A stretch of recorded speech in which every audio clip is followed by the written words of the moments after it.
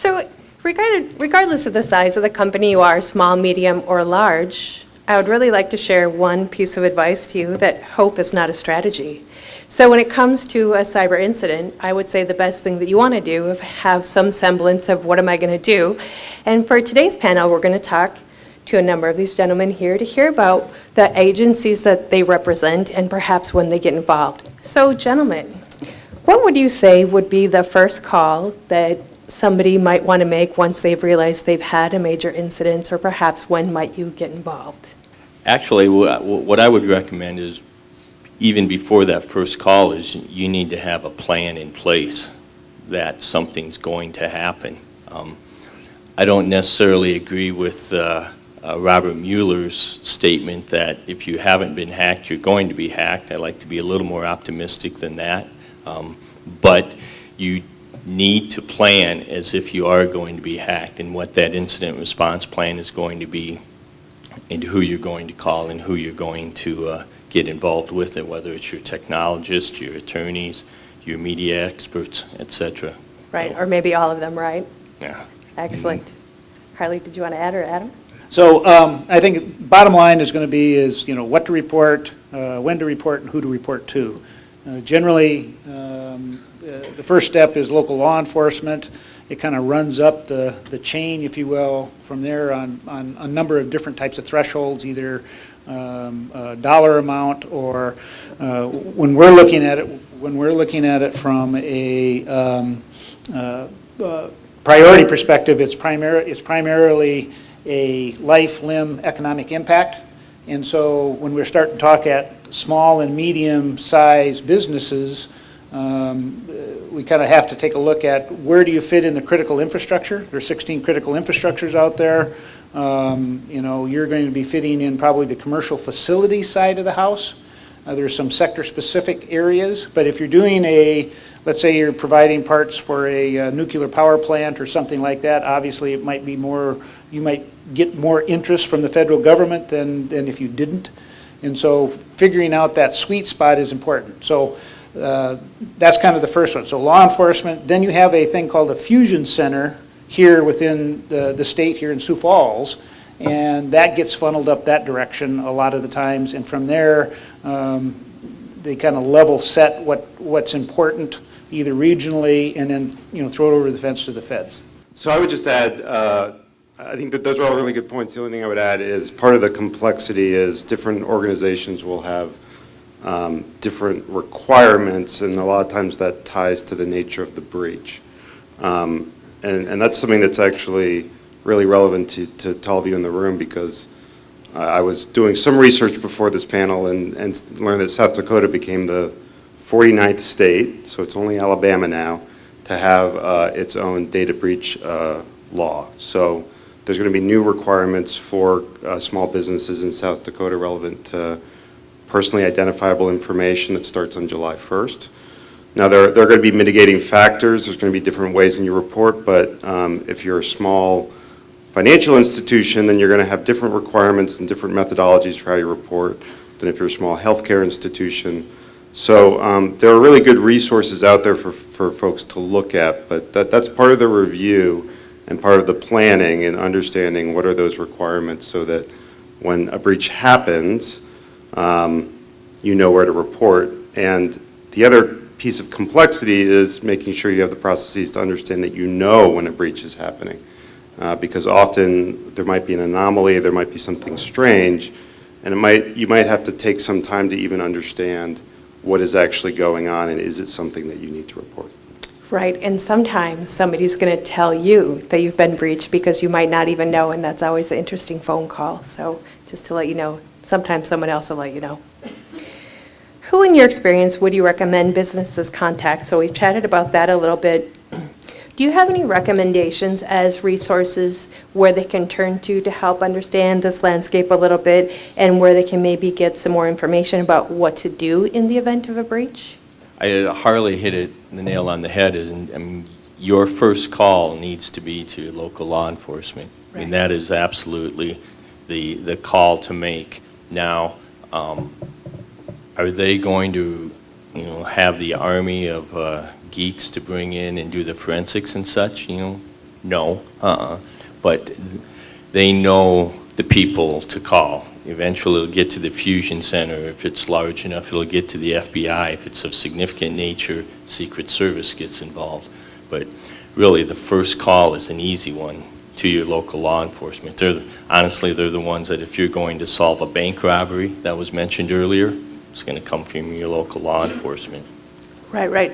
But thinking about even, so if I'm not in an incident scenario, but I'm looking to learn and I want to know what are the things that are out there, can you recommend any resources where businesses can work either locally or in the business community to find some other resources to kind of get up to speed so they're being proactive at this point rather than as a reaction? So I'm going to reference the previous speaker, and he was talking about the NIST 800 series of in the cybersecurity framework. So you have there's 5 components to that where you identify, protect, detect, respond, and recover. And so so if you take the cybersecurity framework, so you need some type of a process to hang your hat on. And so when you take that cybersecurity framework, and this is the one that the DHS and the federal government is taking a look at, as well as DOD is going from their old DICAP, DESCAP kinds of frameworks and going over to the NIST framework. But if you take a look at that, I always say the identify and the protect are kind of like your antivirus. You got to have them, but they don't always work unless there's antivirus guys in the audience. And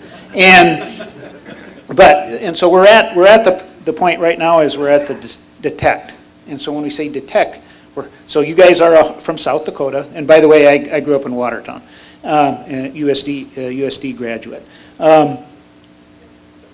Hunting, we're at the hunting stage. So what you're trying to do when you're detecting is assuming that they're in your network, and you're hunting them down and eradicating them as soon as possible.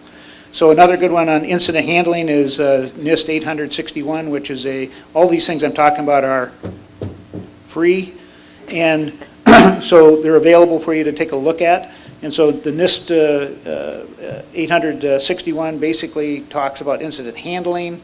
So you're basically containment first, eradication and recovery.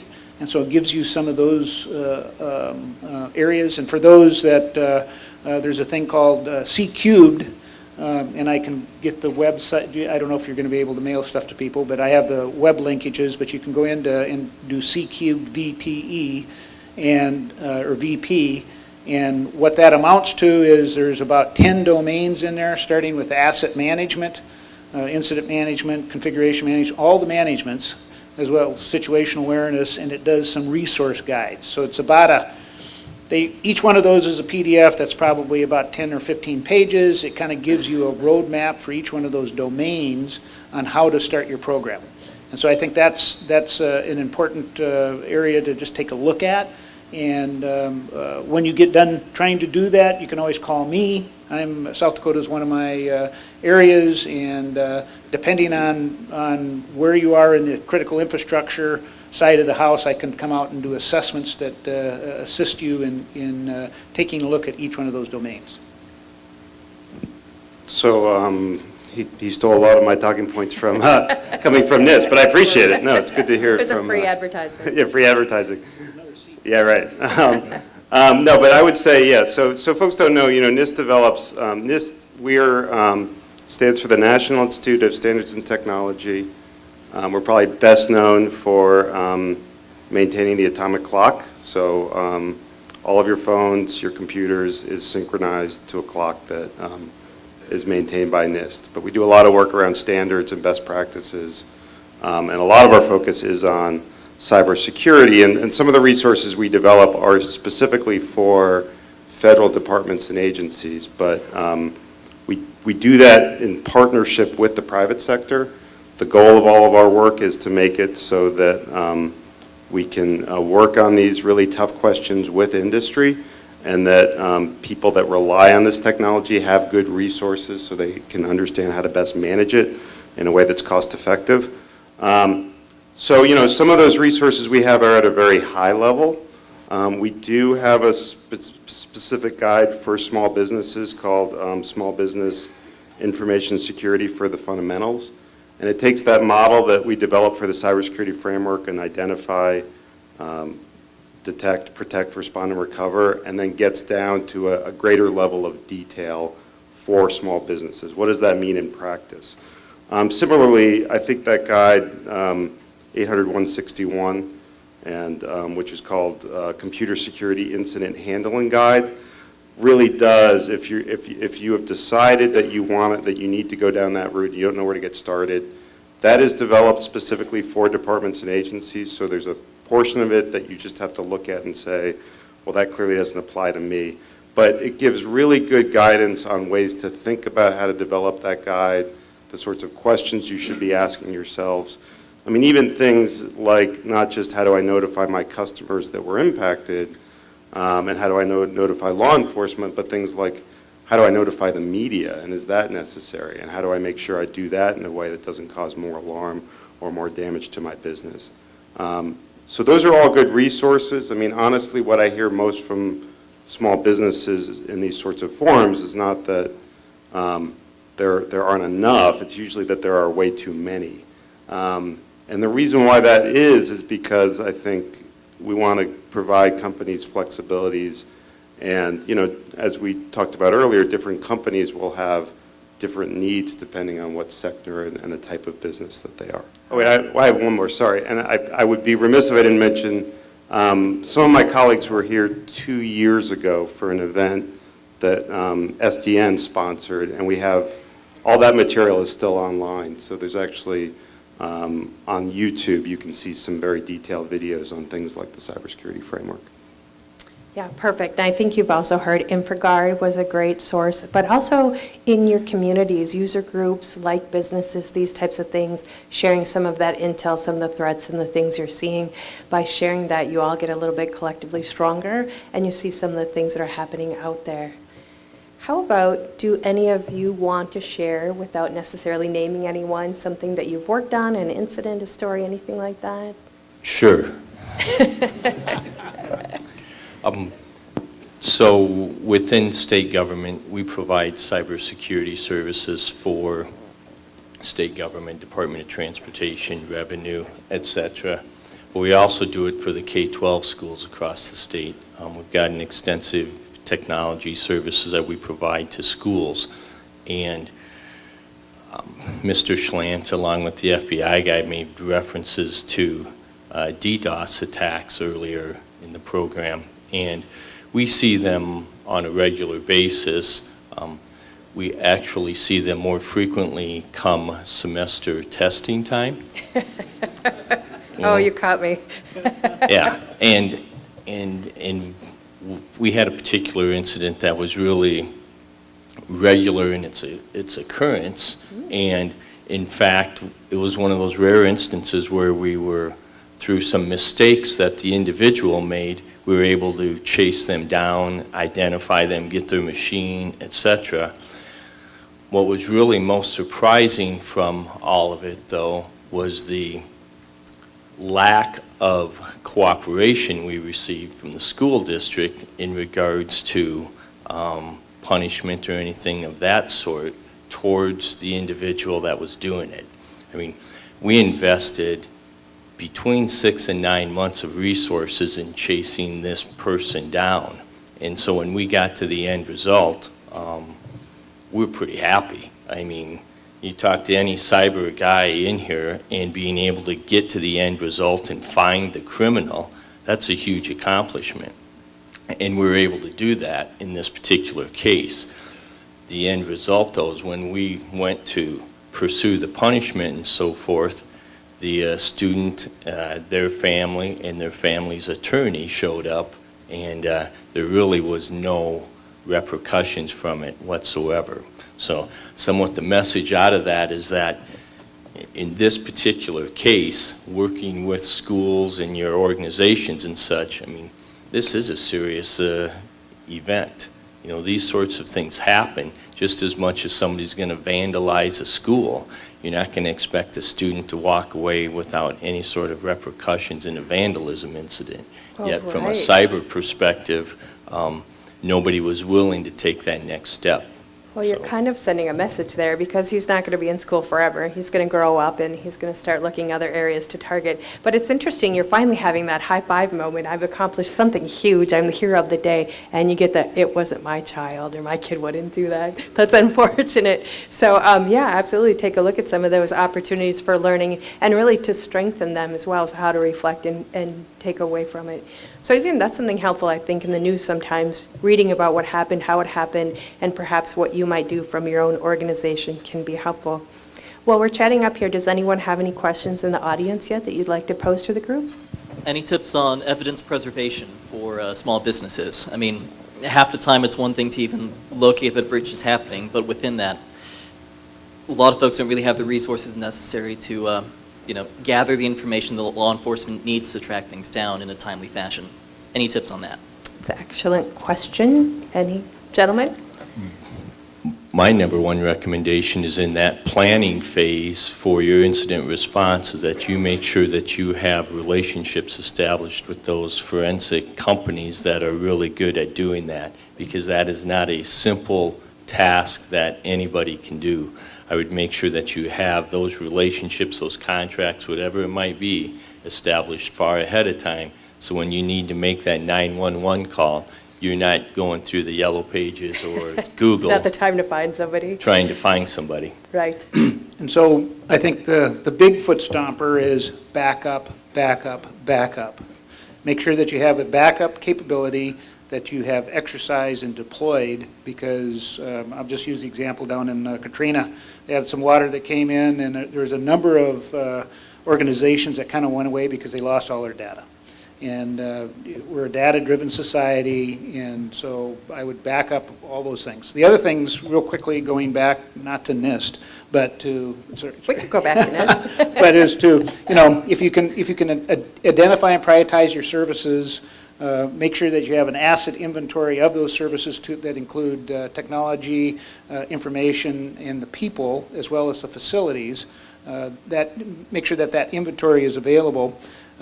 Protect and sustain those assets as best you can. And then what I was talking about previously was disruption management. In other words, those backups I was talking about. Figure out a plan, as Jim was saying, to when you have an issue and it's a bad day, that you're able to have a plan in place, and it may not all be on your computer. Maybe it's a binder that's physical with some telephone numbers and a few things like that in it, and then exercise it. So that's kind of a quick, if you just did those things, that would help you out a lot. Huge. Yeah, so those are all great points. I would add, actually, going back to NIST, that the Computer Security Incident Handling Guide that we mentioned, 800-161, actually has some very detailed recommendations around there, even things like, synchronizing your clocks to make sure that you're looking at the right incident at the right time.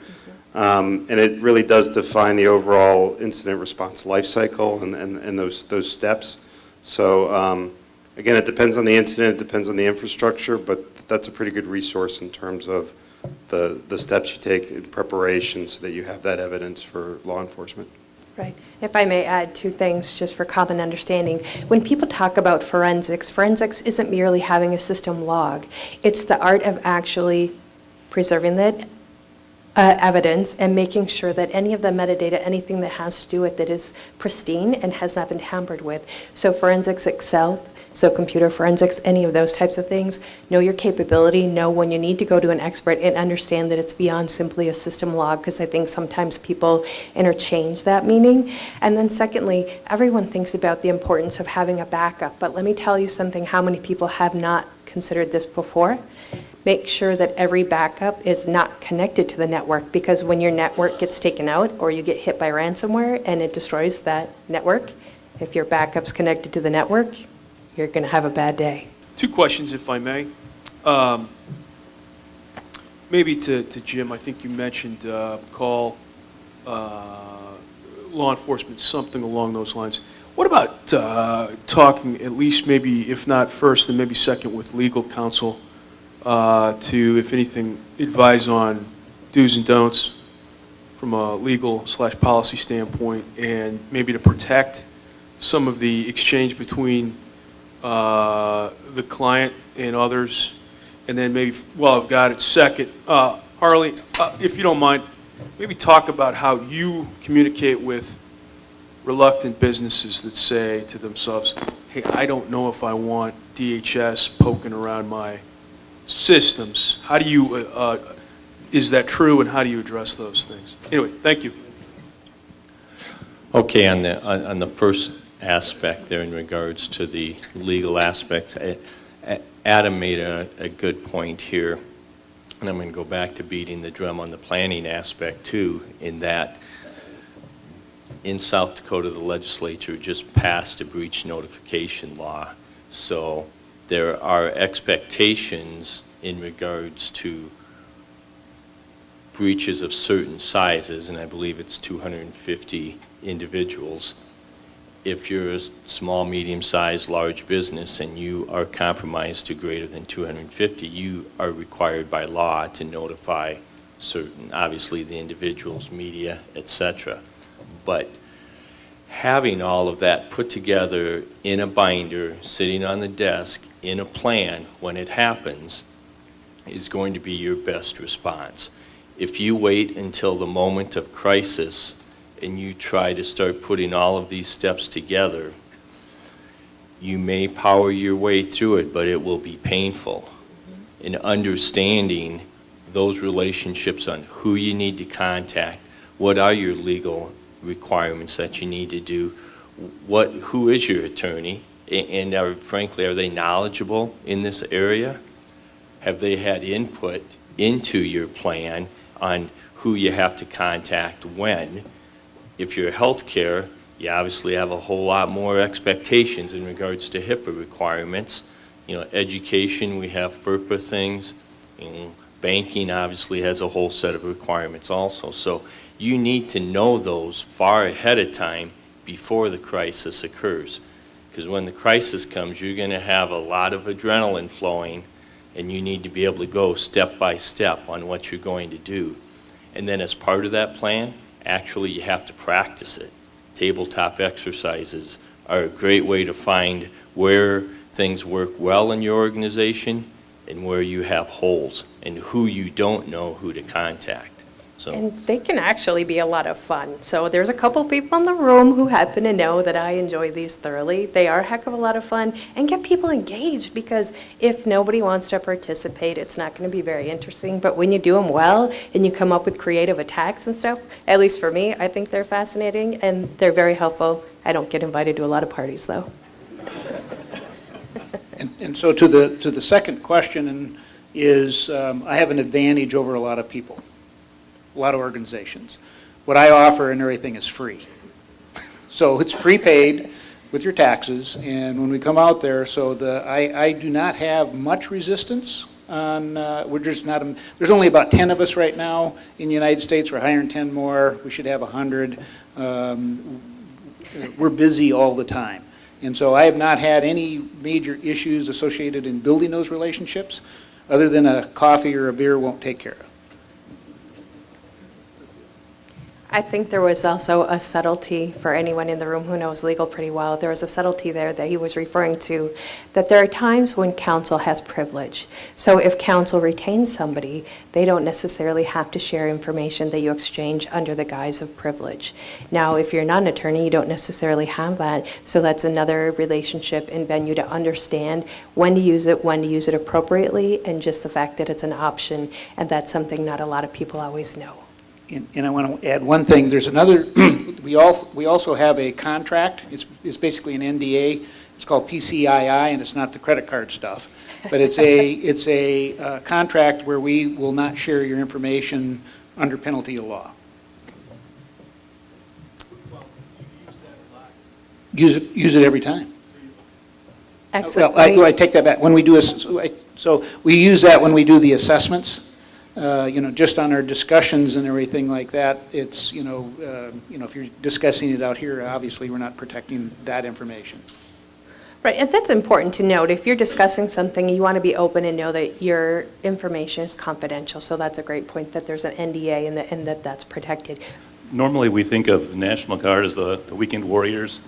It's my understanding, and I'm looking for some affirmation of this, that there's a new South Dakota unit that's spinning up that's a cyber National Guard unit.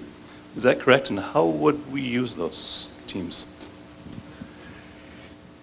Yes, there is a National Guard is spinning up a cyber unit. National Guard is engaged through your local emergency management folks, and so every county has an emergency management position. Obviously, in the smaller communities, it's going to be shared amongst a few different hats, but any engagement to the National Guard has to come through your local county emergency management person, whether it's a natural disaster or a cyber incident. Right, and one thing that you keep referring to, which I think is a very important point, is the notion of criticality. So just to dispel any myths out there, that it's not like a lot of these people are sitting by waiting to come in on white horses and hold your hand through this. This is in the event that there's something, a loss of life, criticality, any of those types of things. So a lot of times this onus still is on the small to medium or even large corporation. So while there are resources available, don't think that you don't have other things to do yourself, because it's going to be very busy. And to answer your question, there's a couple elements in the National Guard. One's the DCOE, which is the Defense Cyber Operational Element, an 8-person team that's in every state that's pretty much protecting the National Guard elements. And then there's a thing called the CPT, which is, we got all these out, we got to have acronyms. Cyber Protection Team, that's a 39-person element, of which there's 11 in Colorado. I can't remember how many here exactly. There's some in Utah. So that particular team, there's several teams like that throughout the United States, and they can get called up under state active duty by the governor. And in fact, and this is public knowledge, Colorado did that here a couple weeks ago, called up basically elements of the DCOE, EIO, anyway. There's a song like that. And so they were called up for an event under state active duty under the governor, and there was a handful of people that were assisting in that. That's probably one of those precedent-setting moments, because not many people have done that to date. Anything else to add? We're good? I would just Did that answer add- your question? Oh, sorry. If you do engage the Guard, whether it's, again, natural disaster, cyber, or whatever, there is a bill at the end that somebody is going to pick up, okay? Just the National Guard is not a free resource. They're very good, but there's a cost to them, just like engaging any one of the cyber experts or communities. I may have heard that breach response can be expensive. Karen, I would add, if you look in your document, on page 7, there's a list of cyber practices in there. If there is just one thing that you walk away with today, and that has to do with updates, if you protect your devices with the updates, you are going to be 80 to 90% of the way there towards cyber protection. You know, I recently read a report where the most common compromises that occurred in 2014 and 2015 was a particular Microsoft vulnerability. Well, that vulnerability had been patched in 2010. So that patch had been available for 5 years, and we weren't smart enough to install it. You know, I mean, if you look at compromises, you know, Mark mentioned the Apache struts and Equifax. The patch was there, people, you know. As IT folks, we have a responsibility that we need to design methods and processes and procedures that we keep all of our machines current, whether it's a smartphone or a computer, a server, whatever it is. But number one, most important in my perspective, is making sure that those updates are applied. We have a question up here. We have a couple of them. Excellent. We're going to get some great use of this microphone. I'm just going to add to that a little bit, and it's also up to the leadership, though, to help understand strategy and to set any of that governance and what's the objective of the organization, because as IT alone, that's not something that you're going to be able to set. So looking at the cybersecurity basics, and you're talking about patching and failure to patch, and I don't really see testing in the list, and I haven't heard a lot about testing. Where do you see that being applicable or not? Yes. There's the answer, yes.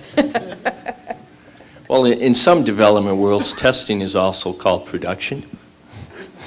Sometimes. Unfortunately. But testing takes a lot of different realms. And we talk specifically in the application testing world.